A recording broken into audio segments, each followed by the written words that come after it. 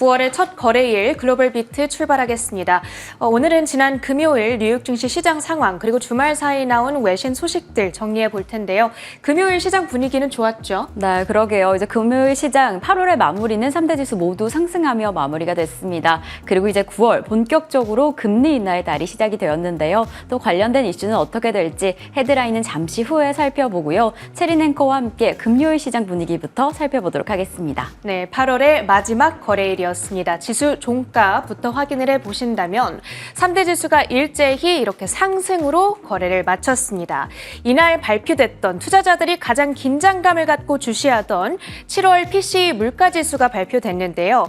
예상에 들어맞는 수준으로 발표가 됐습니다.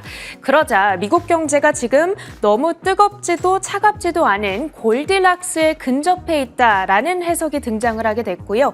이 점이 투심을 살려줬습니다. 특히나 3대 지수는 막판에 테슬라 상승의 영향으로 이렇게 상승폭을 더욱 확대해 나가는 모습. 다우 지수는 이날 다시 한번 사상 최고치를 기록했고요. S&P 500 지수 월간 기준으로 무려 4달 연속 상승 랠리를 이어갔습니다. 3대 지수 한 달간의 추이는 어땠을까요? 8월은 유독 변동이 심한 한 달이었습니다. 실업률이 급등하면서 월 초에 이렇게 3대 지수 모두 급락하는 흐름이 나타났는가 하면 엔캐리 트레이드 청산에 대한 어떤 공포감이 좀 누그러들면서 3대 지수 모두 회복세를 나타냈었죠. 이 초반에 8%까지도 낙폭을 키웠던 나스닥 지수가 결국에는 0.7%로 돌려내면서 마감을 했고요. 이렇게 3대 지수 모두 월간 기준으로 상승한 채 한 달을 그래도 무난하게 마무리를 했습니다. 격동의 한 달이라는 이 타이틀이 참 들어맞는 한 달이지 않았을까 싶은데요. 이번 주 고용보고서부터 9월 FOMC까지 또 다양한 이벤트들이 자리하고 있기 때문에 저희와 함께 대응을 해보시면 좋겠습니다. 히트맵을 열어서 종목과 섹터별 분위기도 확인해 볼 텐데요. 자, 먼저 엔비디아 전일 실적 발표 이후에 6%대 급락했는데 이날은 1.5% 상승하면서 주가 119달러 선을 되찾은 채 거래를 마쳤습니다. 낙폭 과대에 따른 저가 매수 혹은 반발 매수세가 유입됐다는 풀이가 나오고 있고요. 이와 더불어서 이날 뱅크 오브 아메리카 그리고 JP 모건이 매수 투자 의견과 함께 각각 165달러 그리고 155달러의 목표가를 내줬습니다. 이 점 역시도 투심을 살려줬다는 풀이가 나오고요. 계속해서 반도체 테마주들 조금 더 확인을 해보자면 이날 인텔이 9.5%의 급등세를 나타냈습니다.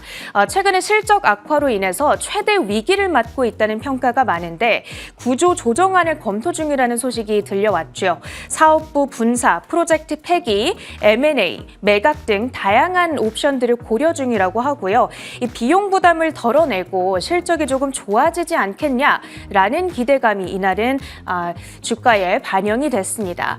이날 이렇게 반도체주들 가운데 인텔을 제외하고서라도 브로드컴, 퀄컴 그리고 이쪽에 위치해 있는 반도체 장비주들이 전반적으로 양호한 표정을 지었습니다. 필라델피아 반도체 지수는 2.6%의 오름세를 나타냈다는 점 함께 확인이 가능하겠습니다. 자, 빅테크 소식을 좀 확인해 보자면 아마존과 테슬라가 아주 양호한 표정을 지었죠. 3%대의 급등이었는데요. 아마존 다음 달 출시될 AI 음성 비서죠. 알렉사에 자체적으로 개발한 AI 모델이 아니라 엔스로픽의 클로드를 탑재시킨다고 합니다. 클로드의 성능이 자체 AI 모델보다 나았다는 설명인데요. 이제 구글의 제미나이 그리고 오픈 AI가 탑재될 애플의 시리 그리고 아마존의 알렉사까지 출시가 된다면 음성 AI 비서 시장 내에서 3파전이 아주 치열하게 이뤄질 것으로 보입니다. 출시된 이후에 이 세 개 서비스의 성능을 비교해보는 것도 재밌지 않을까 이런 생각이 들었습니다. 테슬라의 경우에는 이날 중국에서 모델 X 차량 800여 대를 리콜한다는 소식이 있었는데요. 그럼에도 불구하고 주가가 4% 가까운 상승, 214 $4 선의 종가를 형성했습니다. 이 머스크 CEO가 도치코인 관련 소송에서 승소했다는 이슈가 들려왔는데 약간의 센티먼트적인 긍정적인 영향이 있지 않았나 이런 생각이 들었습니다. 그런가 하면 금융 섹터 내에서의 이슈를 점검해 볼 텐데요. 버크셔 해서웨이가 뱅크 오브 아메리카 주식을 또다시 처분한 것으로 밝혀졌습니다. 7월 중순부터 이제 누적 매도 액수가 8조 3천억 원에 이르게 됐는데요. 여전히 보유하고 있는 지분은 11.4%, 최대 주주로 자리하고 있습니다.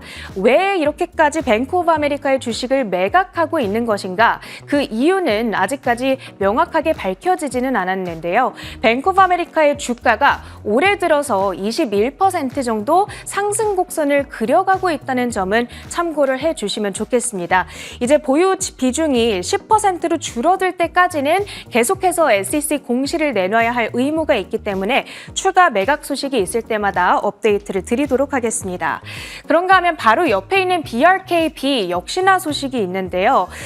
이날 한 주당 주가가 약 10억 원에 이르는 버크셔 클래스 A의 주가가 다시 한번 사상 최고치를 경신했다. 이런 이슈도 있었습니다. 자, 그 밖의 특징주들 체크해 보도록 하겠습니다.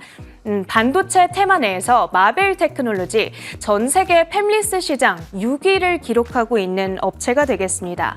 3분기 매출과 가이던스 각각 월가 기대치를 웃돌았는데요. AI 모멘텀 덕분으로 풀이되고 있습니다. 이 JP모건은 특히 AI 특화 주문형 반도체죠. ASIC가 앞으로 매출을 견인해 줄 거라는 평가를 내놨는데요. 이에 따라 마벨 테크놀로지의 주가는 9.2% 가까운 급등세를 연출하기도 했습니다. 그 다음으로는 엘나일람 파마슈티컬스도 확인해 볼 텐데요. 이 심장병 치료제인 암부트라에 대한 긍정적인 임상 3상 결과 발표를 했습니다. 그럼에도 불구하고 투자자들을 실망시켰다는 평가가 있는데요. 그 이유는 대표적인 경쟁사로 지목되는 브릿지 바이오의 어떤 임상 결과에 비해서는 조금 뒤처지는 결과였기 때문이었습니다. 엘나일람 파마슈티컬스의 주가가 이에 따라 8%의 급락세를 기록했고요. 그랬던 반면에 브릿지 바이오의 주가는 13%의 급등세를 나타냈습니다. 다음으로는 미국판 올리브영 울타뷰티입니다. 실적 발표 이후에 지난 금요일 애프터마켓에서 급락세를 나타낸다. 이 소식을 전해드렸습니다. 4년 만에 첫 어닝 미스였고요. 동일 매장 매출이 성장을 멈추고 오히려 1.2% 하락했다는 데 특히나 실망감이 크게 나타나고 있습니다. 전년 동기에 8% 성장했던과 비교했을 때 아주 부진한 흐름을 나타내고 있는 것이고요. 울타뷰티의 주가가 이날 4% 정규장에서 급락세를 나타냈죠. 최근 상승의 모멘텀을 찾지 못하고 있는 국내 화장품 주들에 조금 마이너스 요인으로 작용하지는 않을까 이런 우려감 역시 나타나고 있습니다. 마지막으로는 개발자 데이터 플랫폼 기업 몽고DB입니다. 2분기 호실적 그리고 가이던스 상향에 따라서 주가가 16% 시원한 급등세를 연출했습니다. 이렇게 금요일장 특징주 시황 마무리해보고요. 가장 중요한 외신 헤드라인들 살펴보시죠. 네, 첫 번째 헤드라인 이 석유 관련 소식으로 전해드리겠습니다. 이 금요일 시장 안에서 공급량 부족에 대한 불안감 때문에 국제유가 하방 압력이 좀 강력하게 들어왔는데요. 오펙 플러스에서 감산 완화 소식도 전하고 우리 시장이 좀 기다리던 경제 지표였던 PCE 역시나 하방 압력에 큰 영향을 줬다라고 하는데요. 어떤 내용이었을지 자세히 살펴보도록 하겠습니다. 석유 수출기구 오펙 회원국들과 비오펙 산유국으로 구성된 오펙 플러스가 최근까지 이어오던 자발적 감산을 10월부터 단계적으로 중단하기로 결정했습니다. 사우디아라비아, 러시아, 이라크 등 8개 주요 산유국은 지난해 11월부터 하루 220만 배럴 규모의 자발적 감산을 시작했으며 올해 9월까지로 감산 시한을 정해둔 바 있습니다. 그러나 이번에 감산을 추가 연장하지 않기로 하면서 10월부터 내년 9월까지 1년 동안 산유량을 점진적으로 늘려갈 계획입니다. 네, 최근에 또 이어지던 리비아의 생산 중단 소식 때문에 국제 유가가 좀 불안한 흐름이 있었는데 이 오펙 플러스 감산 중단 소식이 이 해당 소식을 좀 상쇄시킨 것으로 보여집니다. 하루에 18배럴, 사실 어찌 보면 전 세계 하류 수요량인 1억 배럴에 크게 미치지 못한다. 정말 미미한 양이다라고 하기는 하지만 이렇게 어느 정도 보면 최근에 밸런스가 맞아 있던 그런 공급량, 생산량에서 원유 가격에 변동성을 줄 수도 있다라고 보여지는 부분입니다. 그리고 장기적으로 보여지면 이렇게 오펙 플러스에서 이 공급량을 조절할 수 있다라는 시그널로 작용을 하면서 해당 이슈가 또 중요하게 작용을 하고 있는 부분이죠. 그래서 이렇게 9월을 마지막으로 이 감산을 종료시키고 다가오는 10월부터 계획대로 공급량을 늘릴 것이다라고 보고 있습니다. 그래서 이번 오펙 플러스의 결정은 세계 원유 가격 그리고 공급량, 생산량에 좀 상당한 영향을 미칠 것이다라고 예상이 되고 있습니다. 이러한 부분 우선 금요일 시장 안에서 WTI 지수를 크게 끌어올렸는데요. 또 이뿐만 아니라 저희가 기다리던 PCE 지표가 공개가 됐습니다. PCE 인플레이션이 예상대로 잘 둔화되고 있고 그리고 소비 역시나 탄탄하다라고 보여지면서 또 원유 가격에 영향을 미쳤다라고 하는데요. 우선 저희가 지난주에 전해드렸던 것처럼 PCE, 근원 PCE 시장의 예상치에 부합하는 수준으로 공개가 되었습니다. PCE는 전월 대비 2.5% 상승했고요. 근원 PCE는 2.6% 상승하면서 지금 상황 나쁘지 않다. 그리고 무엇보다 계획대로 금리 인하가 진행될 것이다. 특히나 이번 시그널을 통해서는 25bp의 인하 가능성이 다시 한번 강력하게 힘이 실려진 상황입니다. 일각에서는 50bp 인하 포인트가 전혀 없다라고 해석이 되기도 하면서 해당 PCE를 우리 시장이 글로벌 시장이 소화한 상황인데요. 이 부분이 또 국제유가에 영향을 미치게 된 부분이 있습니다. 아무래도 금리 인하 폭이 크게 단행이 되면 50bp가 단행이 되게 되면 이 원유 소비량이 늘어날 것이므로 이 투자자들이 좀 기대를 하고 있던 부분이 있었는데 25bp 적은 양의 금리 인하가 단행이 된다라고 하는 그 부분에서 원유 투자자들에게 실망을 가져왔습니다. 그래서 이러한 이유 때문에 이 국제유가가 좀 크게 흔들린 부분이 있었는데요. 해당 이슈들 금리 인하뿐만 아니라 국제유가에는 어떠한 영향을 미치게 될지 계속해서 체크해 보시면 좋을 것 같습니다. 자, 그럼 저희는 두 번째 소식, 이번에는 인텔 소식 전해드리겠습니다. 참 이 반도체 시장 안에서 인공지능이 등장을 하면서 여러 가지 판도의 변화가 있었는데요. 인공지능의 힘을 받은 엔비디아는 정말 세계 1위 반도체 기업으로 급부상을 했고요. 이에 비해서 경쟁력에서 뒤처지게 된 인텔이 최근에 주가상에도 정말 부진한 흐름을 보이고 있다라는 소식을 전해지고 있는데요. 인텔이 이제 마지막 카드를 꺼내들었다라는 내용이 있습니다. 어떠한 내용일지 자세히 살펴보도록 하겠습니다. 실적 악화로 창세 이래 최대 위기를 맞은 인텔이 구조조정안을 논의하고 있다고 보도했습니다. 이에는 제품 설계와 제조 사업의 분할, 제조시설 확장 프로젝트 폐기 등 다양한 방안이 포기되어 있고 인수합병과 파운드리 사업부 분리 또는 매각 방안도 포함되어 있는 것으로 알려졌습니다. 이제 다음 달 열리는 이사회를 통해 검토된 다양한 시나리오를 제시할 것으로 예상되고 있습니다. 인텔이 창사 이래 정말 최악의 시기를 보내고 있다라고 합니다. 올 한 해만 해도 50% 가까운 주가의 낙폭을 보여서 최대 위기다라는 이야기가 나오고 있는데요. 이를 두고 인텔 CEO도 지금 시장의 회의적인 시각을 어느 정도 인정한다라고 하면서 이러한 대안을 좀 내놓았습니다.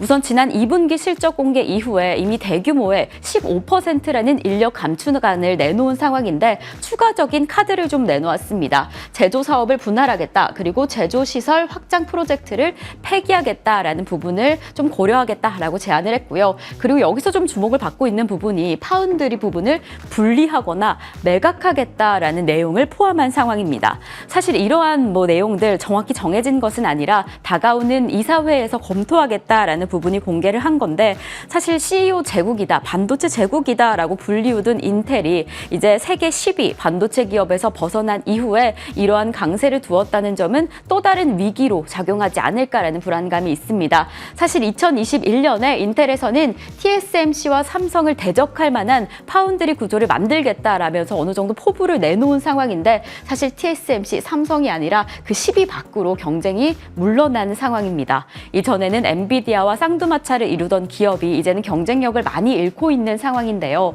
사실 이전에 CEO가 다시 한번 재임을 하면서 반도체 제국을 재건하겠다라는 승부수를 강력하게 던진 건데 이렇게 파운드리 부분을 매각하거나 분리한다라고 한다면 여러 가지 좀 악재가 좀 우려가 됩니다. 특히나 CPU 부분에서 AMD와 대적할 만한 차별화를 갖기 어려울 수 있다라는 부분이 지금 파운드리 분리 부분에서 우려가 되고 있고요. 그뿐만 아니라 이렇게 생산과 제조 시설이 분리가 된다라고 한다면 추가적으로 대규모 투자를 받는데 해당 부분에서 중요한 포인트를 얻기 어려울 것으로 보여집니다. 그래서 지금 안 그래도 어려운데 해당 소식이 투자 자금을 확보하는데 미지수로 작용할 수 있다라고 해석이 되고 있어서요.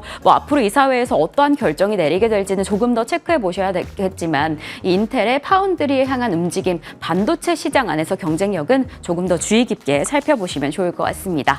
자, 그럼 저희는 계속 이어서 세 번째 헤드라인 구조조정 소식입니다. 이번에는 골드만삭스에서 인력 구조조정 소식 전해졌습니다. 어떠한 내용일지 살펴보도록 하겠습니다. 미국 투자은행 골드만삭스가 연례 저성과자 정리 절차의 일환으로 전 세계적으로 1,300여 명 이상의 직원을 감원할 계획이라고 보도했습니다. 이는 전체 직원의 3에서 4%에 해당하며 지난해 말 기준 45,300여 명의 직원 가운데 약 1,300명에서 1,800여 명이 영향을 받을 것으로 예상됩니다. 한 소식통에 따르면 이번 해고는 이미 시작됐으며 가을 내내 계속될 예정입니다. 회사는 이를 두고 전략적 자원평가다라는 연례 검토 절차로 설명했습니다. 이렇게 회사 측에서는 사실 연례에 이뤄지던 행사다, 큰 의미를 두지 않을 것이다 라고 공개를 했지만 워낙 대규모의 인력 감축인 만큼 주목하지 않을 수가 없습니다. 특히나 또 골드만삭스를 두고 월가의 여우다라는 명칭이 붙어있는 만큼 지금의 상황을, 시장의 상황을 워낙 예민하고 먼저 반응하기 때문에 이 부분을 조금 더 주목해보면 좋을 것 같은데요. 이 많으면 1,800여 명까지 정말 많은 양의 인원을 감축하겠다라고 공개를 한 겁니다. 사실 지금 골드만삭스뿐만 아니라 여러 가지 은행 업계에서도 이 인력 단축, 이 구조조정을 단행하겠다라고 공개를 한 만큼 이 부분도 좀 이슈인데요. 시티뱅크 측에서는 향후 2년간 2만 개 이상의 일자리를 줄여나갈 것이다라는 계획을 최근에 밝혔고요.